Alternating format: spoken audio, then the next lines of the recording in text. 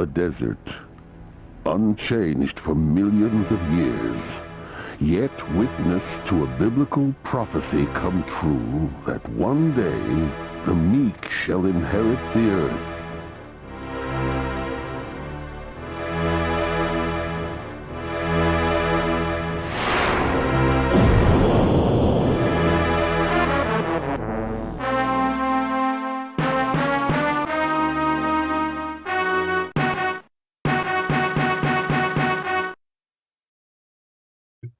Cinemaware, and It came from the came desert. from the desert. Now, do you remember this coming out? Yes. Oh, you do? Ah. I love Cinemaware. I love Cinemaware games. Yeah, well, yeah, so do I. So I remember it coming out. I remember thinking, check this. The first time I saw it was at a computer shop in Glasgow on Buchanan Street called Computer Depot, and they were running it on an Amiga 500. And it's that opening screen, it's a kind of a long shot. It's fantastic, isn't it? Yeah. The wee bunny pops off. And the meteorite comes. Yeah, and you get the nice 50s B-movie text comes down. Oh, it's fantastic. Yeah, it's brilliant. I love it. Even the sampled speech at the beginning really sets the scene for the game. It's brilliant. I love it. It really does. I think that's, you see that as a kid, or teenager, I suppose I was at the time. Late teens. Yeah, late teens. Was it 89 it came out? I think it was 89. Yeah, 1989, yeah. I was 18 at the time. So seeing that and knowing that my computer could do that, my new Amiga that I had, it could do that, and I wanted that. Yeah. It took a bit of time to get it, I think, because I had to save up for it, because games weren't cheap.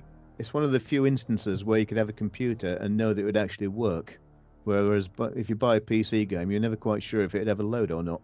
Oh, there is that. That's for sure.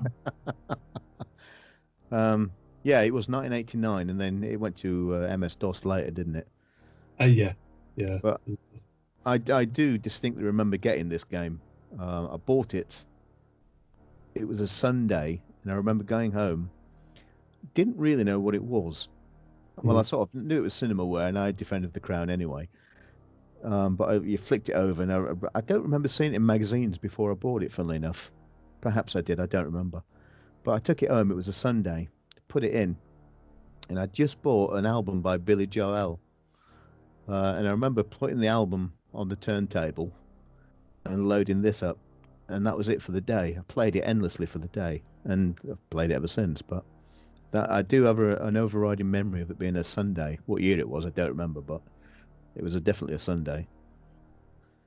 Fantastic.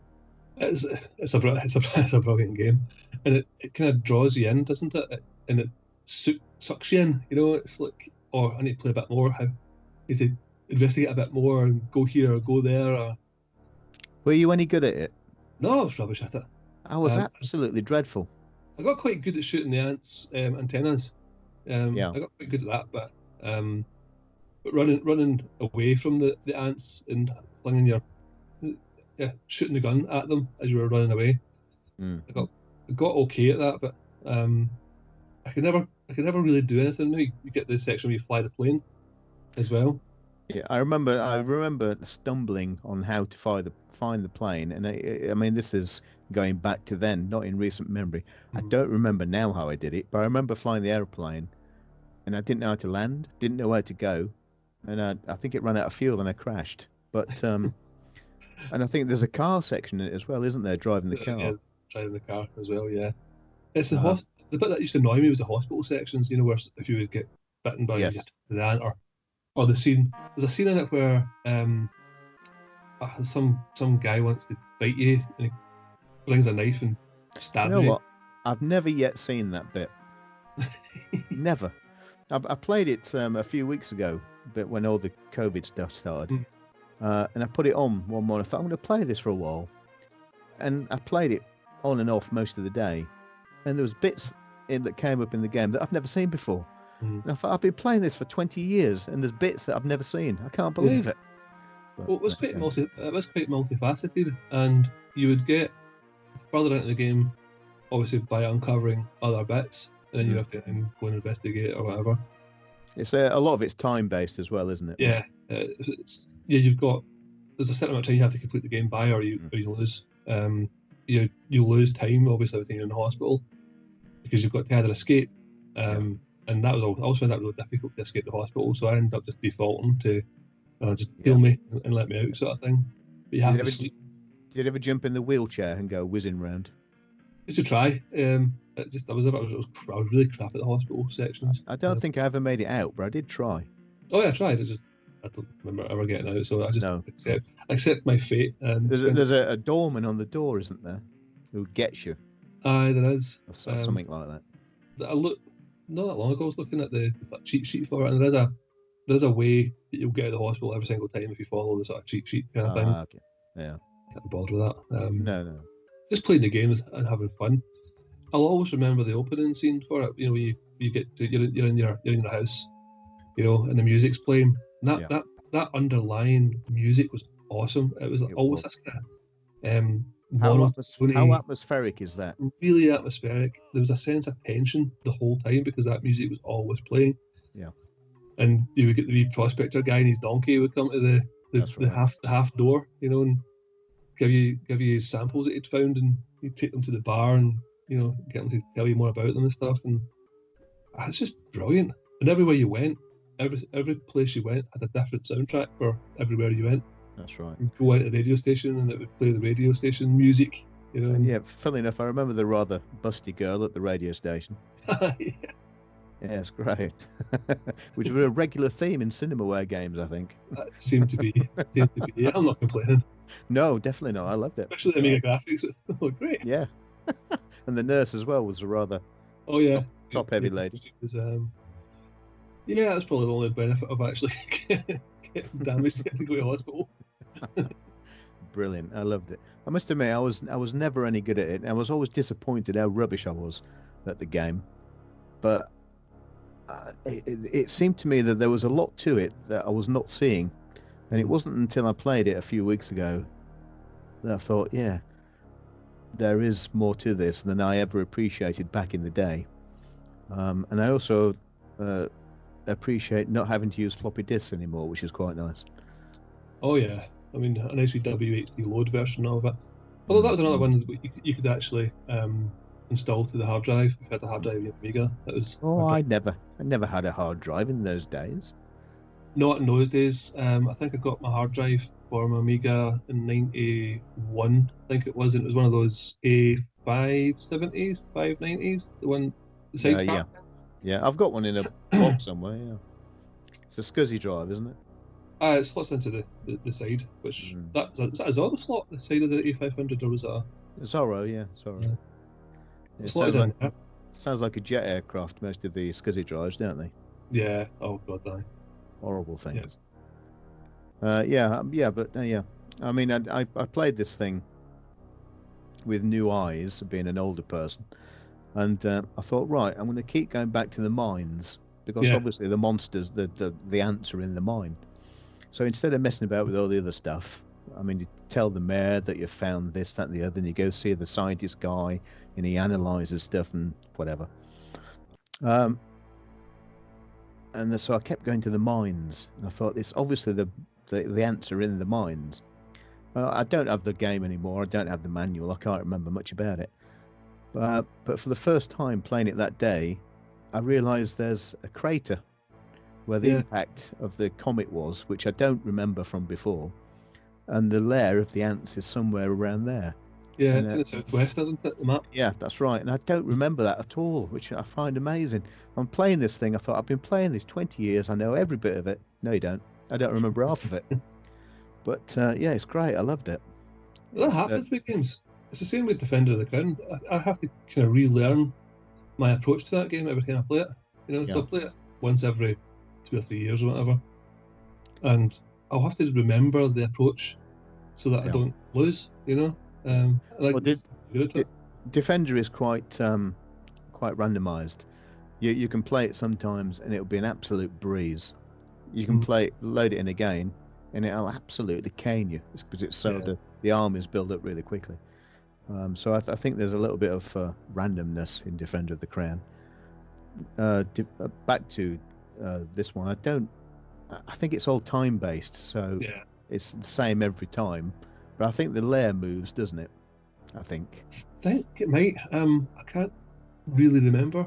But I think it might. But it's definitely time based. Because there's a big focus on. They introduced that whole escaping from the hospital so that you didn't lose an evening. Part of the game to make it a bit more. Which I never got as a kid when I was playing it. I never got that at all. The whole time-based thing, completely over the top. No idea, no concept of that at all. I just wanted to shoot the ants and fly the airplane. But I'm missing the whole point of the game completely, I suspect. But you used to land the airplane on the road, and then you land the airplane on the road, because inevitably it would run out of fuel. I would land it on the road, and I was getting landed and stuff. And as soon as you land the plane on the road, all these ants start coming at you, and you've got to try and shoot them. So it's like a top down at that point. Oh, right, okay. And you can shoot them on the road, and I don't know if it's because of the program or whatever, but if you shoot them on the road, and you get maybe one or two of them, and they're dead, all the other ants just back up behind them.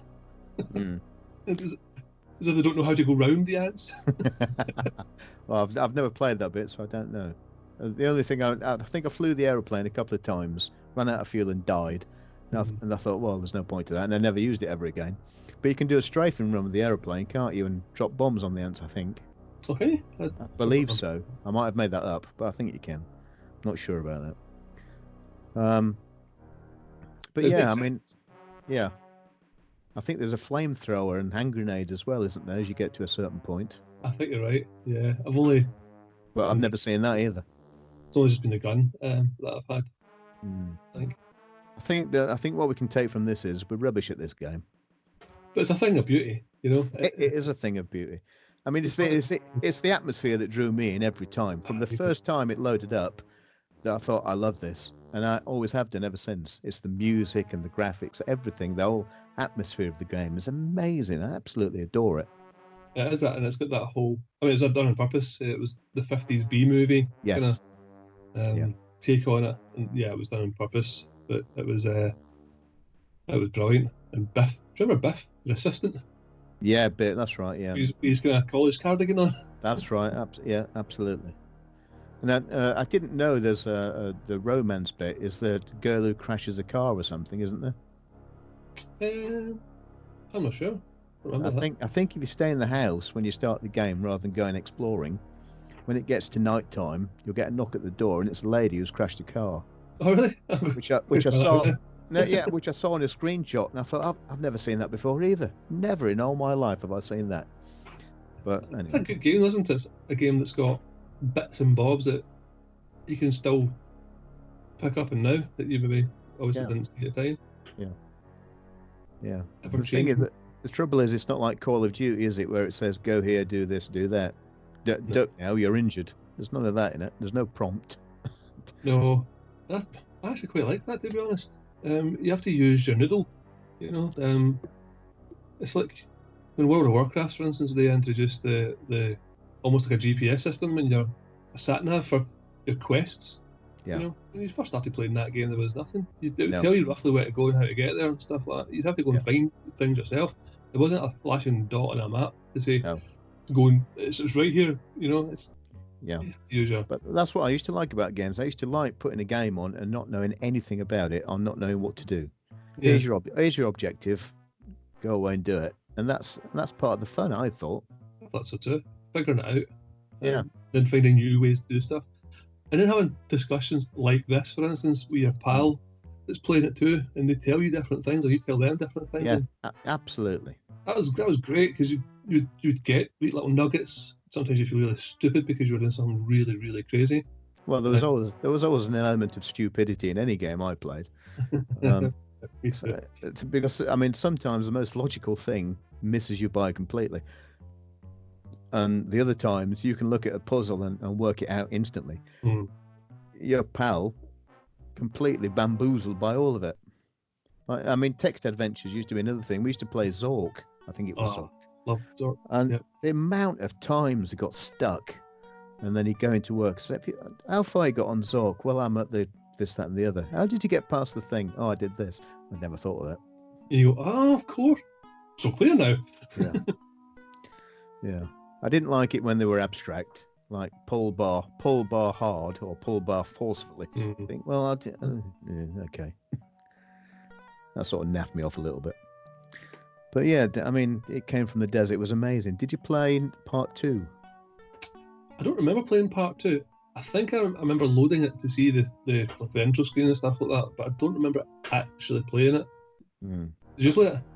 Well, the funny thing is, up until probably a few weeks ago, I would say I've never ever played it in my life. But I did load it up on WHD Load and played it, and your character is Brick. And I do remember the character being, for some reason, in my mind, is called Brick, and that's part 2. But I don't ever remember playing part 2. But the character's name in the first one is Dr. Greg Bradley. Got no memory of that either. Yeah, so I've told you that was his name either. You know, I think there's a bit of... I must have played it once and thought, well, I'll come back to that, and never did, I guess. and then the memories get mixed together. I do that in modern games. Start off a modern game and think, oh, this is great. And then I forget to come back and play it again. Yeah. Yeah. And 3 years later, it pops up in your Steam thing. You last played this 3 years ago. You're like, oh, okay. Yeah, I forgot about that. But yeah, I mean, it's fantastic. I loved It Came from the Desert. I thought it was awesome. Absolutely brilliant. The speech and sound, it made it... Obviously, the graphics were great. Were well used. The Amiga's capabilities. It was a sound, you know, the odd speech bits, but the sound of the music and the fact that everywhere had a different tune that it played for you wherever you went. You can always tell an Amiga, can't you, with its sound, I think. Yeah. And especially a speech sample, because it's slightly muffled. It's not quite right. Yeah. And you think, yep, that's an Amiga. And I like that. I like this sort of slugs. It's kind of, I mean, you're a musician, you know better than I, but to me, they always sound muffled and slightly bassy, a speech sample on an Amiga. And that instantly, I like that. Yeah, I've always liked it too. I had a sampler from Amiga at one point. I was rubbish using it, but that's what all of the Amiga sounds are. You know, so it's not like a SID chip that has sound registers and stuff like that. The Amiga chips don't have sounds as such. They're all samples that are played by the Ola chip, isn't it? Ola, yeah, absolutely. So they're all kind of samples. So you end up. It's why when you get like pro trackers and stuff like that, you know, they all sound great because people have spent some time working on the samples and getting the samples just so, you know. I would love to. I always wanted to make a pro tracker tune, but I'm absolutely useless. I mean, I've been using it on and off like for 10 minutes for the last 25 years. Still can't work it, and I'm completely useless. But the idea of making a tune does appeal to me greatly, but I've got no concept on how to do it or how to achieve it. So I never will, I suspect. I should have a go. It's the pro trackers. Once you get your head around the concept of how they work, it's quite straightforward to use. Lots of loops. Yeah, exactly. Yeah, lots of loops. Yeah, absolutely. Yeah, I do remember getting a sampler. I think a pal of mine made me a sampler for the Amiga, and we I'm not sure where we got the software from, but we got some from somewhere. Loaded it up. And I was disappointed that I couldn't record a full song in them, and I didn't understand what a sampler was, I don't think. But I thought you could just record a whole song in there and then move it about. But obviously, you've got about 3 seconds worth, and that's it. Run out of RAM.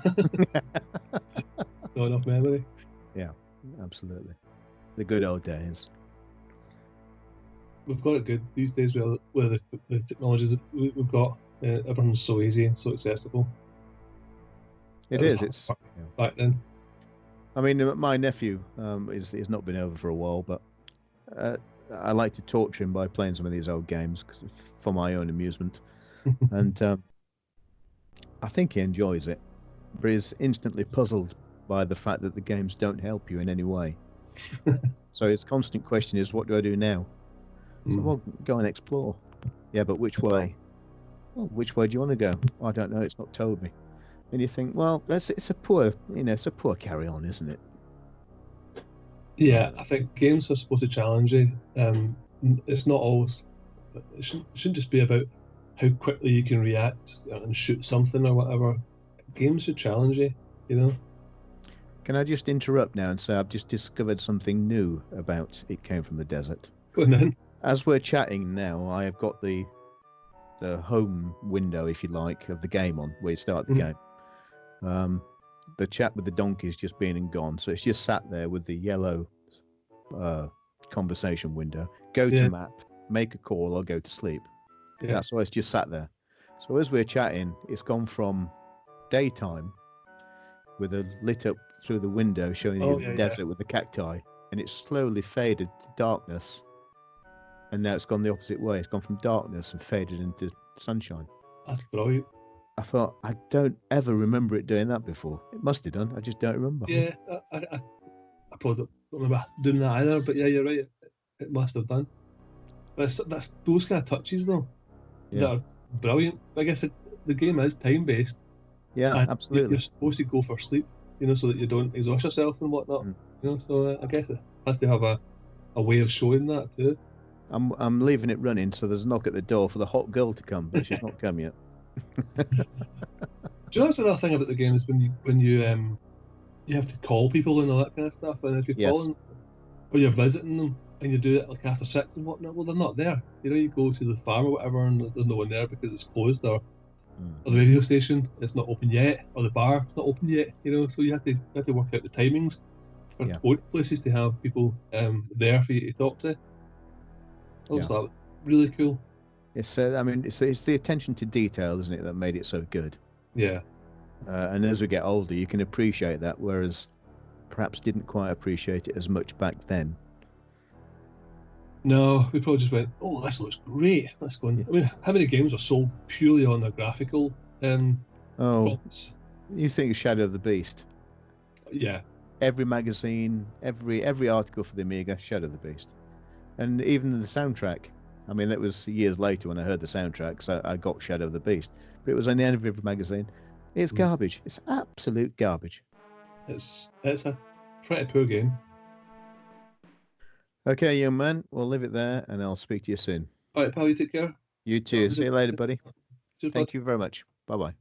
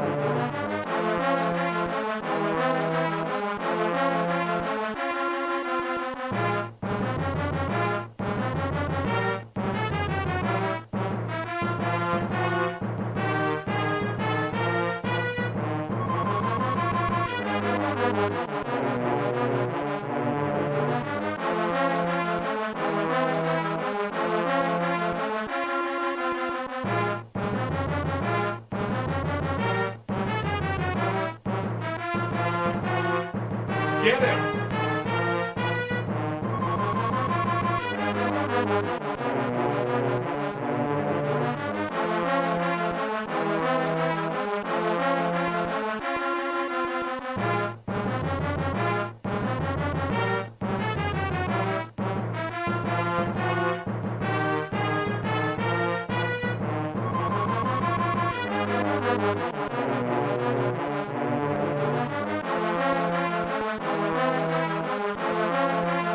Get him! There he goes!